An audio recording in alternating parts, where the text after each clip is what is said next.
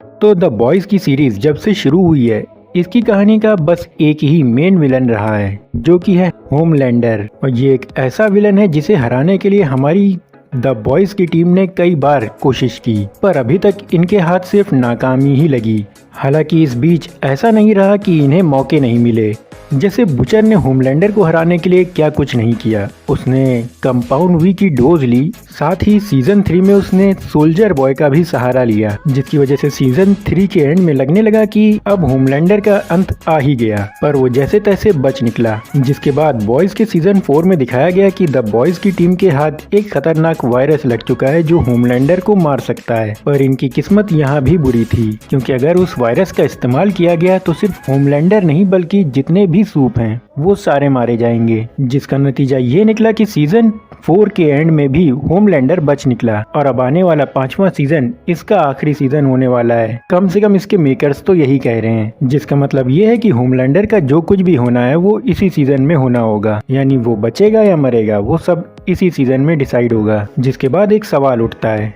कि अगर Homelander season 5 में मरने वाला है तो उसे मारेगा कौन, क्योंकि यहाँ पे सिर्फ एक इंसान नहीं जो होमलैंडर को मारना चाहता हो, यहाँ पे कई लोग हैं जो होमलैंडर को खत्म करना चाहते हैं। जिस कतार में यूई और स्टारलाइट ये दोनों तो हैं ही, साथ में रेयान के लिए भी मौके बनाए जा सकते हैं। लेकिन इस बीच हम एक चीज को नजरअंदाज नहीं कर सकते, वो है बुचर वर्सेस होमलैंडर, जो कि द बॉयज की सबसे बड़ी लड़ाई रही है। और जिस तरह से सीजन 4 खत्म हुआ है उस हिसाब से बुचर इस लाइन में सबसे आगे है, क्योंकि देखा जाए तो वो बुचर ही था जो सबसे पहले सूप्स के पीछे पड़ा था, जिसका मकसद सभी सूप्स को खत्म करना था। और सीजन 3 के फिनाले में वो एक भयानक विलन की तरह सामने आया, जहां उसका सभी सूप्स को खत्म करने का मकसद तो बेबुनियाद लगता है, पर होमलैंडर को मारने की उसकी ख्वाहिश वो समझ आती है, क्योंकि होमलैंडर वो शख्स है जिसने बिली बुचर की जिंदगी बर्बाद कर दी। जिस हिसाब से बिली बुचर का होमलैंडर को मारना काफी सूट करता है, जिसके लिए मैं यही कहूंगा कि एक फिक्शनल स्टोरी के